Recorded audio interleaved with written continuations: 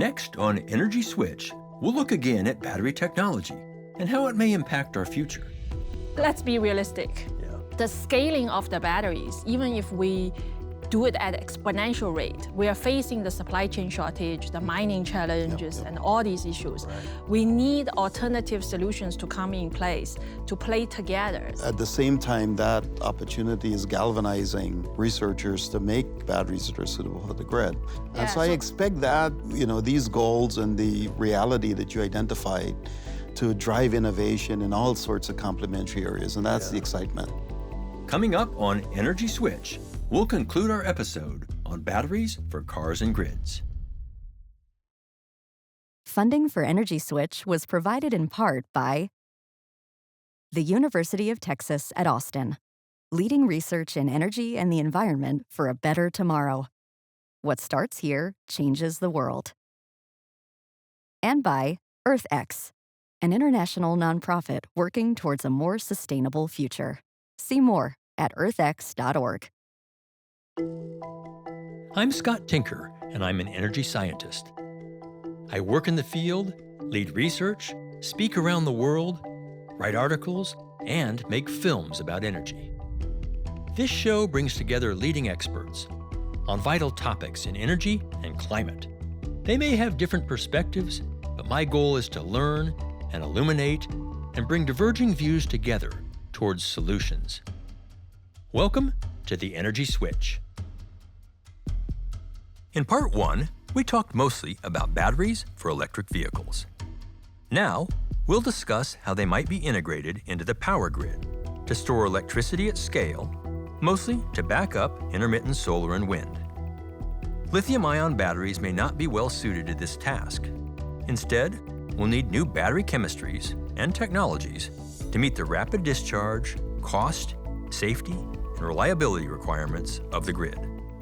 I'll talk about all this and more with Dr. Shirley Meng, is a battery scientist and researcher, a professor of molecular engineering at the University of Chicago, and a chief scientist at the Argonne National Laboratory.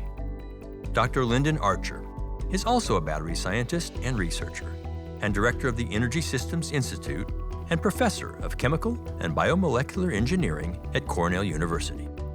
We'll conclude their thoughts on this episode of Energy Switch, Batteries for Cars and Grids, Part 2. Let's just start by thinking about how we meet electricity demand today. What's done today to get us all this?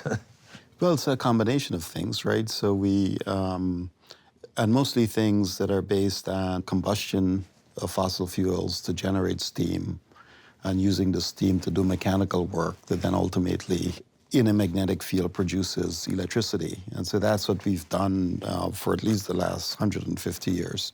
The other relatively established technology is using water, right, to generate electric power. And in some countries, in particular France, using nuclear energy, right, as a way of, again, producing steam. The steam then drives a turbine. The turbine then generates electricity. And those all feed a grid. Those all feed a grid, yeah. Yeah, which has been Over 100 years old? Yeah. Yes. Pretty stable, not bad. Well, but let's be reminded that back 100 years ago, Westinghouse and Edison, it was not that stable for them. Right. So one of the questions to ask really is that, are the current grids good enough? So it is a golden opportunities for us to reimagine how the future grid should look like. Sure. So we're not, I guess, not trying to put down on whatever achievement the established technology have done. Those really served as a historical purpose, and it's still powering our houses and our buildings now. It's the future part that we worry, because we have this need to decarbonize, and we have to reinvent our grid. Yeah, and I think the reinvention, I mean, someone said something to me about 2 years ago that I knew, but I didn't know, right? That every single electron that you use to power a light, to power a camera, was produced the instant before you use it, right? Yeah. And so there is a dispatchability issue that is sort of fundamental to the grid. That when you call for power, it's got to deliver it. And I think as we think about a future where renewables are part of the grid, thinking about the instability they might provide is actually pretty important. It is. Right. In fact, that's where storage comes in, right? This Absolutely. is the critical part of either storage or something that can follow that load. So if you look at the pie chart of storage solutions, you'll see that the oldest technology is the one that still dominates, the so-called pumped hydroelectric storage, right? Where you basically use excess electric power to pump water uphill. And then at night, you basically take the water, run it through a turbine and generate the electricity when you need it. It's like 98% of all storage of electric power is in pumped hydroelectric storage. It relies on things we know pretty well from just hydroelectric power generation, and it's inexpensive. Yeah, yeah. So here's are where others. you're going to hear a lot of argument here. It's because the pie chart is misleading because there's only less than 1% of the total electricity in the world being stored. Correct. So that's, I think, That's the challenge. I think we are limited by geography about the pump hydro, even though there are creative ideas about how to do pump hydro locally. So, how do batteries and storage, what do they do for the grid today? Right now, they can manage intermittency. In the long term, we hope they can manage seasonality. To get there, we need bigger batteries that cost less. Okay. And Shirley? So sometimes we need weeks of storage. Yep. The Department of Energy just launched the Long duration energy Earth shot. yeah. One of the shots is this long duration duration, storage. yeah. Because Because right now we have hours, right? yes, At Yeah, best. yeah. we can at the best do hours. Yeah. If you're really pushing it, maybe days. However, we're imagining what the batteries can do and also realizing maybe there are certain things we will need the molecules to do its job. Okay, good. Is it going to be lithium ion? Why or why not? And what are some options to that? So right now, lithium ion is the front runner for grid storage, in part because there's a supply of lithium-ion batteries. There's a deep bench of knowledge and expertise about the technology. It's hit price points where, with a little bit of subsidy, it works for the 2-3 hour storage options we've got. But I do believe there's going to be an evolution. I do believe that as solar and wind total plus storage are demanded to perform, I think we're going to need long duration storage, and I don't know that lithium ion could have the cost characteristics to get us there. Okay. Options to that, or? I'm less optimistic about lithium in the grid. You're less than that. Even less than this. Yeah, less than that. I think scaling of the alternative chemistry has to start now, and also we have to bring alternative solutions like nuclear. It has to start. Because for me, we don't want to do the bandage solutions for grid. We need a visionary leader reimagine the future grid, how it should look like. And no doubt the batteries will be a very important part, and I think lithium will be a very small portion of it, in my opinion. So you have two things, alternative to batteries, nuclear and other things, but also alternative chemistries, different metals. Different metals, and I hope all the lithium will be reserved for transportation. Because it's just so fit for purpose for that? And there's so little of it, right? But coming back to this interesting point, though, that Shirley raised, the thing that I have found to be characteristic of the sector is conservatism. That's true. And part of it is because a grid is just so complex, and the customer at the other end is just so unforgiving. When it's off, the longer it's off, the more annoyed you get. And so I think that the interesting question would be, what would be the right format to begin to, basically prove these new technologies at scale, to, allow the scientists to test their new things in some safer form of the grid that ultimately allows it to scale faster. And I've not seen that yet. I see it in Germany. They have this really beautiful Fraunhofer Institute network where they do this quite well, where they bring together, the companies that have the questions with the scientists who think they have the answer, And there's an openness in information flow that we lack actually in this domain. Interesting. We talked about batteries, what they could do for the grid, and why don't we have more today? Personal experience is the underestimate of the complexity of grids. That will be number one. Number two is actually the batteries operate on the grid experience more severe and demanding duty cycles compared to the transportation. But we realized how demanding the grid can put the batteries or subject the batteries to. Third one is really, when we start to put the batteries in the field, we realized the temperature can get very hot. So all the thermal management, at least for the early generation where UC San Diego put some of the first batteries in, we realized we have to put air conditioning around the batteries to manage the thermal. Does environment have to do with that as well? Really cold climates are really hot. Would that change the safety? The battery is just like our human body. They're not happy if it's above 40 degrees Celsius. They're not happy if it's below minus 20 degrees Celsius. On that front, I think there are a few directions of the research that are trying to enable electrolytes for ultra-low temperature. So in defense of the battery again, it's an interesting point. There's an interesting, I would say, complement to the advancement in battery technology and use, and that is the miniaturization of sensors. And we can know a lot about our batteries now that we couldn't even 2 years ago. Sure. So for me, the problem learned from engineering and the science side is very clear. We have to do better. And on the other side, we would like to invite more of the industry leaders and the financial companies to work together with us because we can educate them about how much improvement has occurred and where we're going for the future of the batteries. Yeah. And I think there's, I think in part, Shirley, we are a bit of a victim of our own success, right?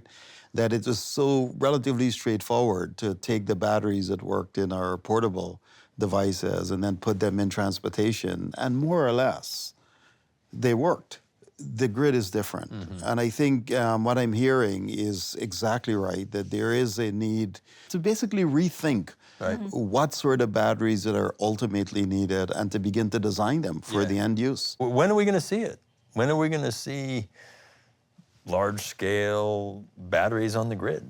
I think the biggest one now is already over 100 megawatt hour. Several places in California or in Australia, but they are all lithium-ion based technologies. For the other larger scales, I think lithium iron phosphate, I heard that is the chemistry of choice because of its long life and the safety, not energy density. Correct. When? Is it 5 years? Is it 10 years? I mean, these are solutions that we haven't really even tested yet, right? I'm very stressed out. Everybody thinks batteries will solve all the problems for the grids.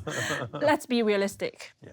Right? The scaling of the batteries, even if we do it at exponential rate, we are facing the supply chain shortage, the mining challenges, and all these issues. We need alternative solutions to come in place, to play together. What I hope is in 10 years, we will really see all the alternative chemistries at scale compared to lithium.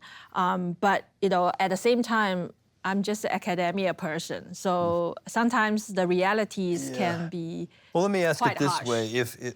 As we ramp up solar and wind, if we don't have battery storage solutions for 10 years, shouldn't we keep something online?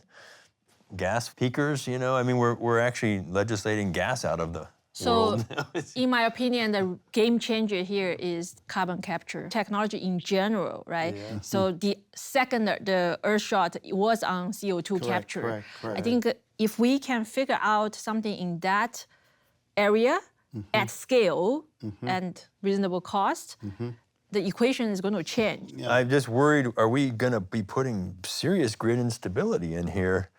We don't have solutions for batteries for a while. I hear you, and I think what you're saying is quite real.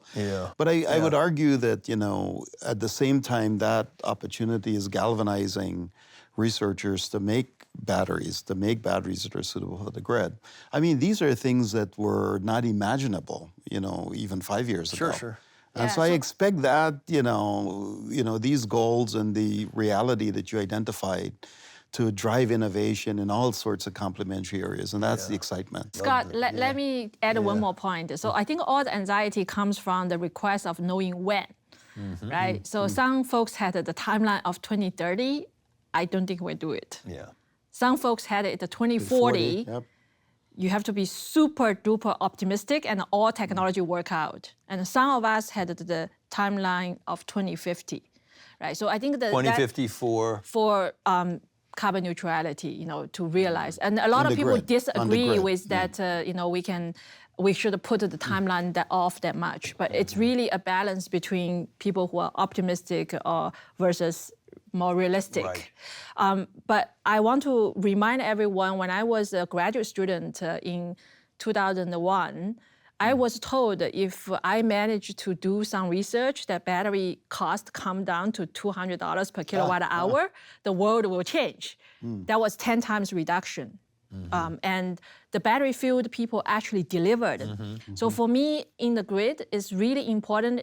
Let's say if we have a 10-year plan, we should develop a really proper each year. I think that is lacking right now. Yes. So regardless it's 2035 or 2040 or 2050, it's very urgent for our entire field to work on this roadmap right now, how to get there. And that roadmap, though, the part that really does confound me is just the need for so many people to be at the table for that roadmap to work. Whether the decision makers, the investors, and so forth, will really be willing to take the risk and, at the right scale, right, to make this transition.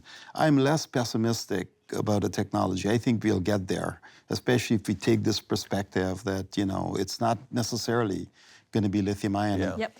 Investability, scalability. Yeah. Let's talk to the metals, and besides lithium for grid, what are they? What do you see coming, some of them? So sodium and zinc probably more on the forefront, going to demonstration large scales. And then new ideas like magnesium battery, organic flow batteries, those are relatively new. I just worry about if they have enough time to realize. So for me personally, I think sodium and zinc are the top two runners. So I would add to that, the dark horse for me is aluminum. We never knew how to make it reversible to work in a battery. And I would say in the last decade or so, we've now learned how to do that. But by virtue of its abundance, relatively low cost, chemical inertness, meaning you don't need a dry room to make aluminum batteries, and the progress the technology has made in the last decade or so, I think there's going to be a surprise there. So interestingly, the Volta pile, and people in your audience may know, this is the first battery that was made. And it basically was a simple battery that used zinc and copper. Those are the electrodes. And there was cardboard soaked in seawater, basically as electrolyte. And that was the first demonstration of an electrochemical cell. And that's roughly about 200 years ago, right? That was discovered 200 years ago. And zinc has had a bit of a resurgence because in the last few years, researchers, including my group, I guess I can say that on the show, have discovered, how to make the zinc batteries rechargeable. So they're intrinsically cheap because zinc is intrinsically cheap. The viewers might know that roughly about 98% of the material in a penny is zinc. So it's really dirt cheap, all right? So the point is that now we've discovered through really interesting chemistry and chemical engineering how to engineer zinc so it is reversible. And in laboratory studies, we have zinc batteries that run at 10,000, 20,000 cycles. And then besides batteries, chemical batteries, what are some other things that could help keep our grid of the future reliable, resilient? So if green hydrogen or those hydrogen made from water splitting can be actually used as base load, I think that will be an ideal place where the hydrogen can make a huge impact. And for this reason, actually, I'm quite supportive of hydrogen research because if you use it as a centralized base load applications, the efficiencies are quite good. And having a grid that allows you to move the electricity generated across state lines. I mean, my goodness, that would be amazing, right? Because then you generate the hydrogen in situ in a place that's rich with solar energy, for example, in Arizona, and you generate the power there in that state and you sell it, just like the Canadians sell hydroelectrically generated power. I think, Lynden, the topic is so good because, I learned so much about how fragmented the grid is in U.S. That's what I mean, that the reimagining the grid has to happen because the connectivity is between the different Correct. Well, we're waiting operators. for solar and hydrolysis to become affordable. Nuclear with methane would be interesting too, just capture the carbon. That is, I think carbon capture has come a long way. There was a really nice competition that the Carbon X Prize ran over the last few years. And the idea was not just to show you can capture the carbon from a power plant, but to demonstrate that you could convert it into a product that can compete in the market. And, there were some interesting entries. And one of them that I really liked is they discovered a way of basically reacting the hydrogen with CO2 to make a fuel, a syngas, that is very similar to jet fuel. Interesting. And so that's now being commercialized in collaboration with the airline industry. Right. So the capture piece, I think, is it's something we can't ignore, especially when it's coupled to capture and conversion. Right. Yeah. Right. Yep. We've talked about sodium, aluminum, zinc. You got to put your money on a rank order. What are the top three? What's going to happen first at scale? So my money's on zinc. I think aluminum is a surprise. Sodium is there, but sodium is even more unsafe than lithium. And so it's high natural abundance, but the safety issues, I think, will stymie it, especially when we think about customer acceptance and insurability. Okay.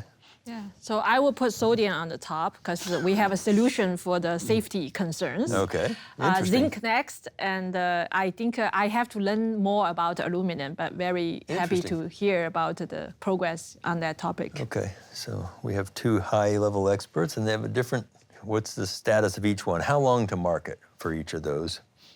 I think it's sodium. There was a huge injection of excitement when last year China's top battery companies announced their prototypes of sodium-ion batteries. And there were also a couple other startup companies in Asia talked about hundreds of kilowatt-hour demonstration.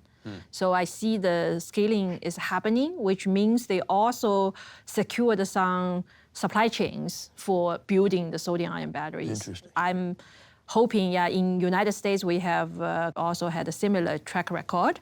So we're hoping in this year or two, next year, we will see some news about sodium-ion batteries being scaled. Interesting. Okay. And zinc is, it's, as I said, 200-year-old technology. So there are companies that are using it successfully for backup power supply, including, by the way, for the San Diego supercomputer.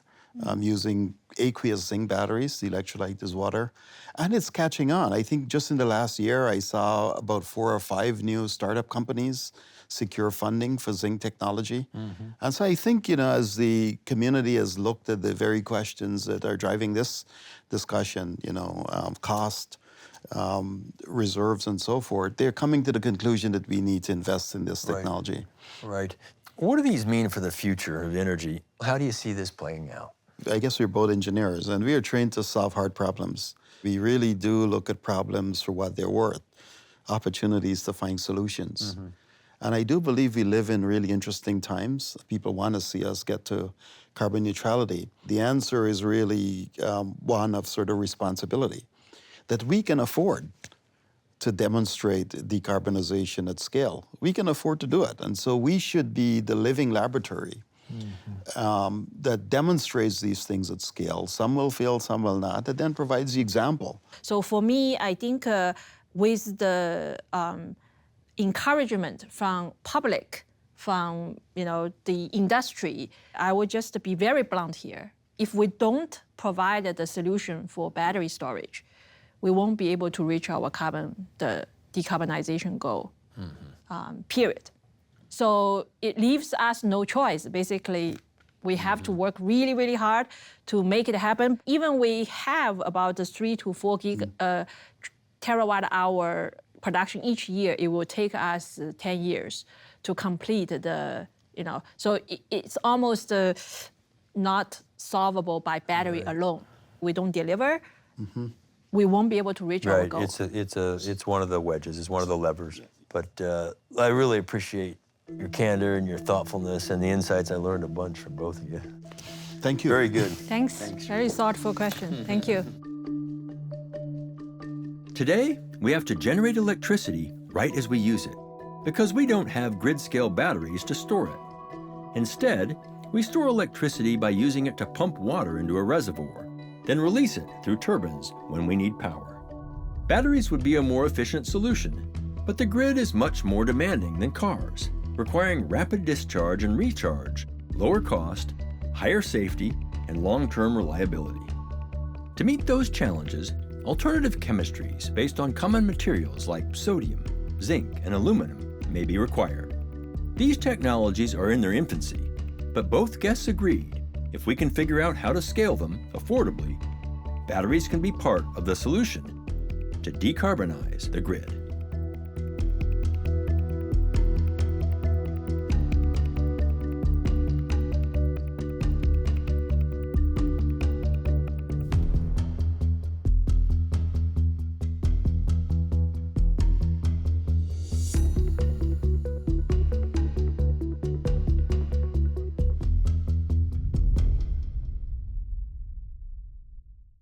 Funding for Energy Switch was provided in part by the University of Texas at Austin, leading research in energy and the environment for a better tomorrow. What starts here changes the world. And by EarthX, an international nonprofit working towards a more sustainable future. See more at earthx.org.